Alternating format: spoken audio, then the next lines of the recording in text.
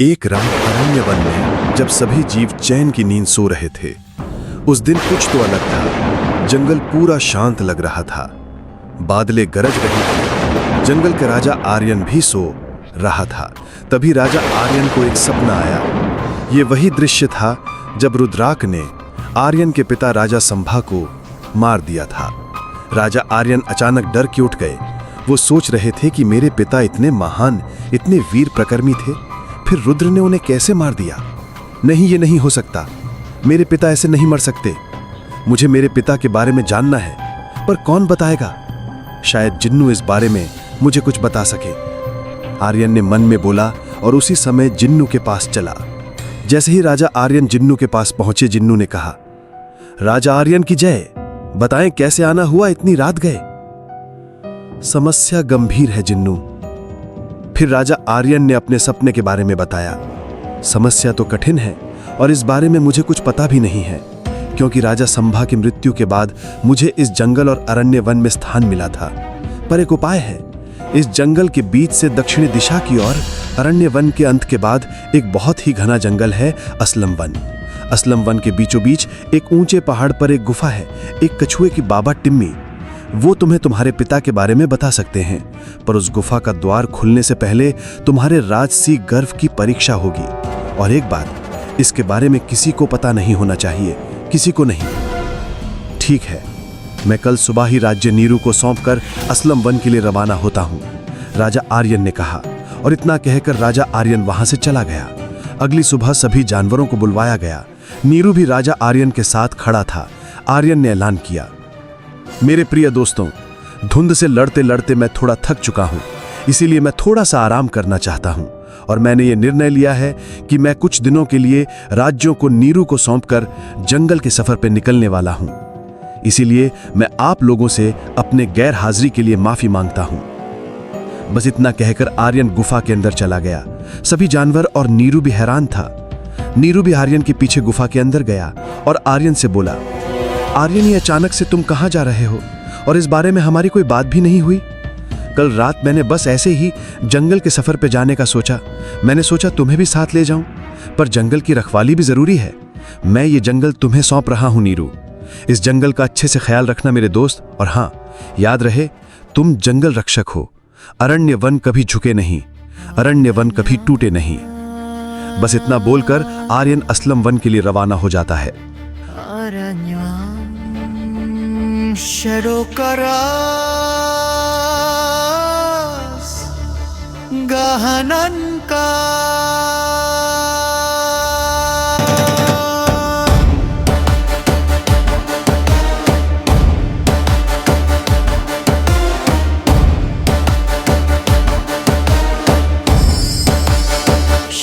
हवा का तन्वा।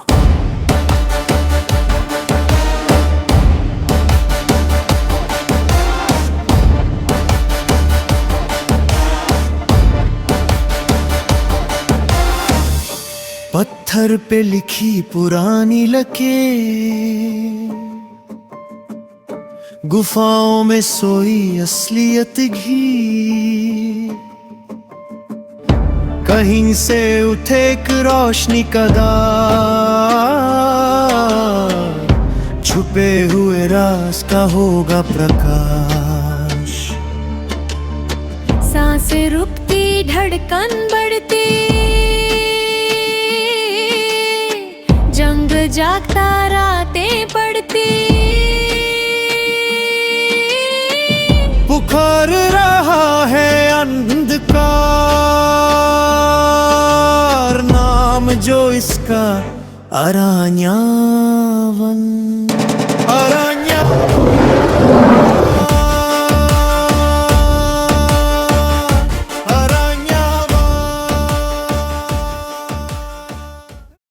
आखिरकार आर्यन बाबा टिम्मी की गुफा के बाहर पहुंच जाता है और पूरा खुश होता है। अब जैसे ही वो गुफा की ओर कदम बढ़ाता है, एक अदृश्य आवाज गूंजती है, रुक जाओ!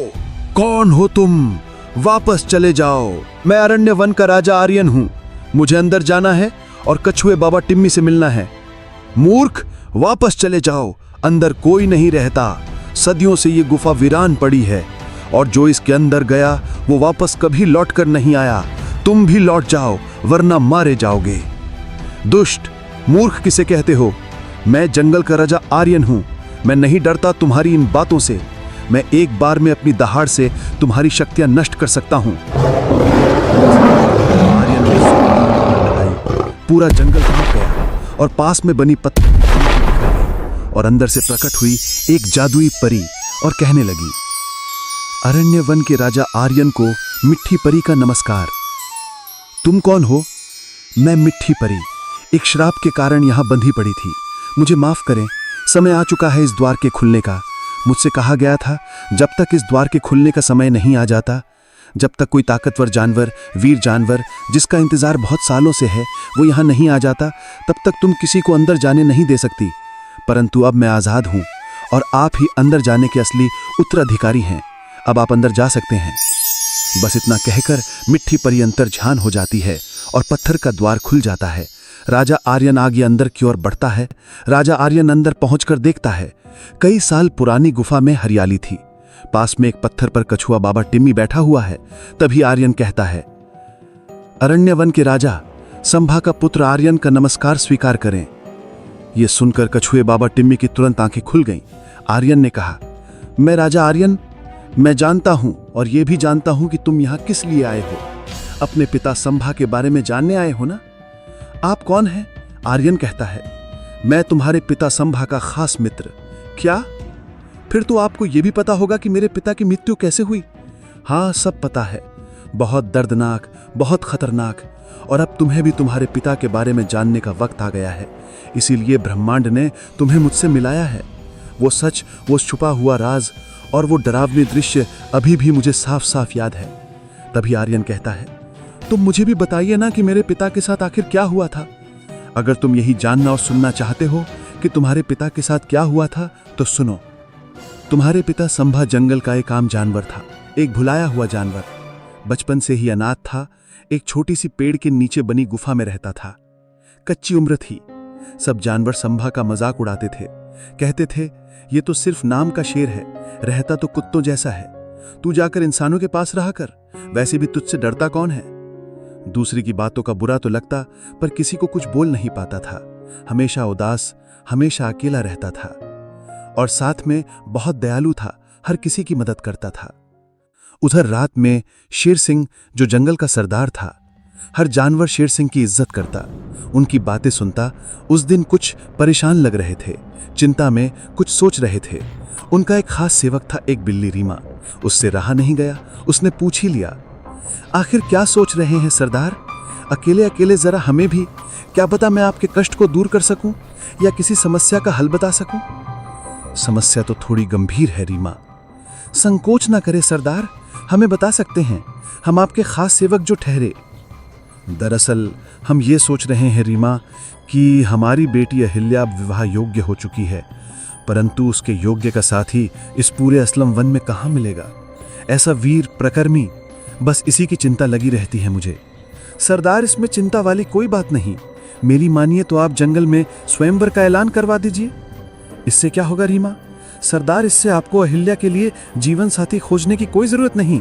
जंगल के सारे जानवर, एक से एक वीर स्वयं अहिल्या के लिए उपस्थित हो जाएंगे। ये कैसी बातें कर रही हो रीमा? अहिल्या एक शेर की बेटी है, उसका साथी एक शेर ही हो सकता है। सरदार, जोड़ी पहले से ही बनी होती है।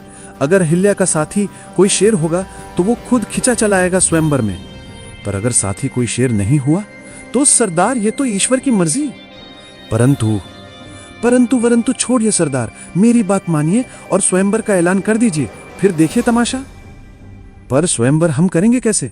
सरदार, भूलिए मत, जब अहिल्या छोटी थी तब एक परी प्रकट हुई थी और एक जादुई मुकुट दिया था और कहा था, ये मुकुट जिसे भी अपना उत्तराधिकारी चुनेगी वही अहिल्या का जीवन साथी होगा।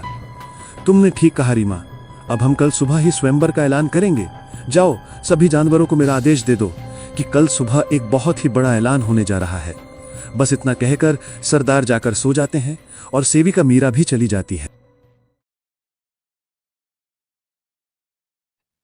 कहानियों की दुनिया में welcome to SP story TV।